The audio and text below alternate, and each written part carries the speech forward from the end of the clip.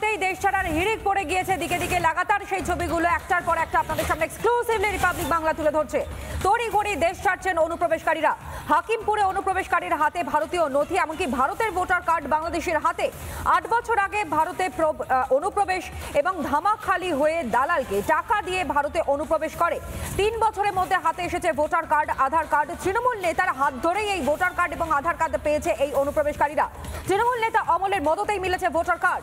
Councillor বানিয়ে দেন voter card. দাবি বিধাননগরে বসবাসকারী বাংলাদেশের 2002 এর ভোটার তালিকায় নাম নেই। এসআইআর শুরু হতেই ফিরছেন, যে কারণের জন্য বাংলাদেশে হাকিমপুরে পরিবারকে নিয়ে অপেক্ষায়। অকপট শিকার বাংলাদেশি নাগরিকের। একটার পর একটা এক্সক্লুসিভ তথ্য রিপাবলিক বাংলা লাগাতার আপনাদের সামনে তুলে ধরছে। এসআইআর জারি হতেই যেই সকল বাংলাদেশিরা তারা গা ঢাকা দিয়ে এখানে ছিল, অনুপ্রবেশ করেছিল, কোনো রকমের বৈধ কাগজপত্র তাদের কাছে ছিল না, রীতিমতন তারা পিটান দিতে শুরু করে দিয়েছে। যেই এলাকাতে, যেই বস্তি এলাকাতে ঘাঁটি গেড়ে বসেছিল, সেই সকল জায়গা ছেড়ে এইবার তারা বাংলাদেশে পালিয়ে যেতে চাইছে।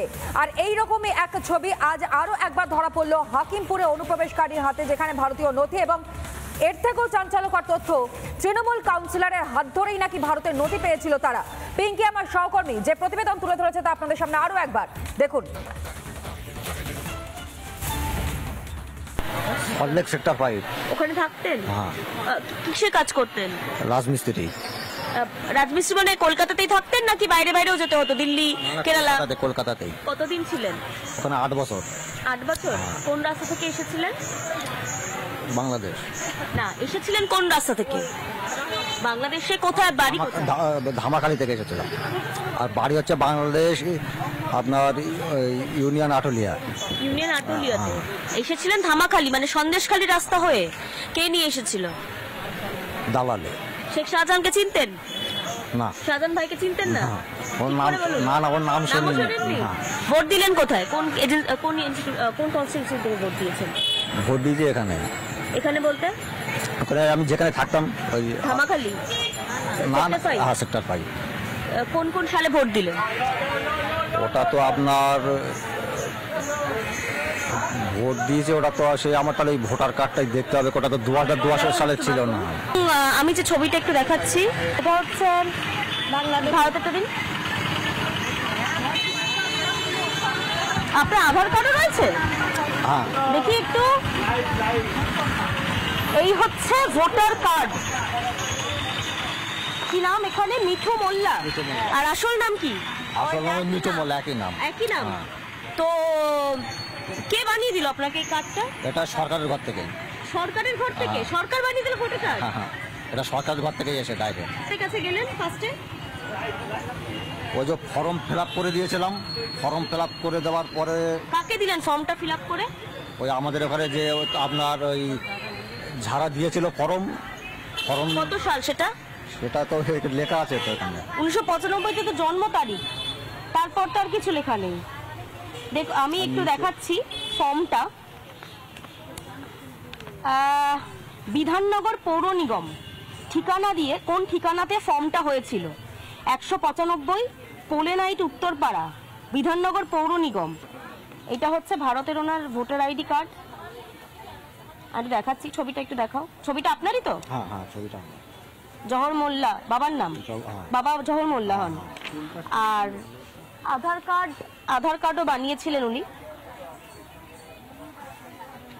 দেখা যাচ্ছে আধার কার্ডও রয়েছে। এই হচ্ছে ওনার বাংলাদেশের ডকুমেন্টস, তাই তো? দেখি একটু বাংলাদেশের ডকুমেন্টস গুলো। এত ক্লোজে না। নাগরিক কোথাকার, ভারতের না বাংলাদেশের? বাংলাদেশের। এখানে তো আপনার ওই থাকবো বলে ডকুমেন্টস গুলো করেছিলাম, কিন্তু এখন তো থাকতে পারছি না, যেহেতু বাপ দাদার আমলের নাম নেই। ওই জন্য এখন বাংলাদেশে ফিরে যাচ্ছি আবার। প্রথমে কোথায় গেলেন? নিশ্চয়ই কম্পিউটারে করেননি। ফার্স্টে কার কাছে গেলেন? গিয়ে বললেন যে আমার ভোটার কার্ড দাও। ওখানে ওই আমাদের যে কাউন্সিলর আছে ওর কাছে, মানে আমাদের ওখানে যে ছিল কাউন্সিলর, ওর কাছে। কি নাম মনে আছে? অমল মন্ডল না দাস মনে না? অমল দাস, তাই তো? হ্যাঁ। ওনার কাছে গিয়ে বললেন যে ভোটার কার্ড বানিয়ে দিতে। উনি জানতেন আপনার বাংলাদেশ থেকে এসেছেন? হ্যাঁ। কোন পার্টির ছিলেন উনি? উনি মানে টিএমসি। আচ্ছা, ওকে মেয়েকে পড়াতে স্কুলে পাঠালেন, সেই সময় ওর কোনো ডকুমেন্টস লাগেনি, কাগজপত্র চাইনি টিচাররা বা শিক্ষক শিক্ষিকারা যে আমাদের এই ডকুমেন্টস তো দরকার বাচ্চাটির জন্য?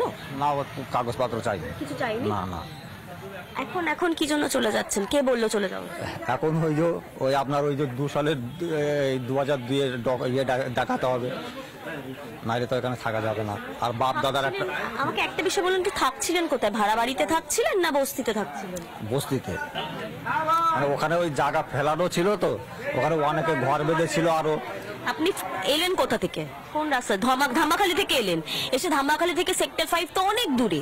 আপনাকে কে বললো যে সেক্টর 5-এ জায়গা আছে? ওখানে তো আমরা খোঁজ পেয়েছিলাম, আমাদের ওই আরো যারা ওই ছিল, মানে যারা ছিল ওদের ওইখানে জায়গা পড়েছিল, সবাই ছিল ওখানে ঘর পর বেঁধে। তা বললো যে জায়গা পড়ে আছে, ওই জন্য আমরা ওখানে ঘর বেঁধেছিলাম। ঘর বেঁধে টিনের বেঁধেছিলেন? কাউকে টাকা পয়সা দিতে হতো? না না। আর যখন এলেন সেই সময় টাকা পয়সা দিতে হয়েছে? না না। ধামাখালি থেকে? হ্যাঁ, ওই সময় টাকা পয়সা যখন পার হয়েছিলাম তখন কত দিতে টাকা পয়সা ছিল, তখন আপনার দিতে হয়েছিল 5,000 না 6,000 দিতে হয়েছিল। হ্যাঁ, 5-6 হাজার মতন দিয়ে। পার হেড এক একজনের 5-6 হাজার? হ্যাঁ হ্যাঁ। বাংলাদেশি টাকা না ইন্ডিয়ান রুপিজে? বাংলাদেশি টাকায় 5-6 হাজার টাকা দিতে হয়েছিল। চাঞ্চল্যকর স্বীকারোক্তি বাংলাদেশে অনুপ্রবেশকারীরা। নানা ধরনের কন্টেন্ট দেখার জন্য লাইক করুন, শেয়ার করুন আমাদের ফেসবুক পেজ, সাবস্ক্রাইব করুন আমাদের ইউটিউব চ্যানেল। পাশাপাশি অন্যান্য ব্রেকিং নিউজের জন্য অবশ্যই চোখ রাখুন রিপাবলিক বাংলায়।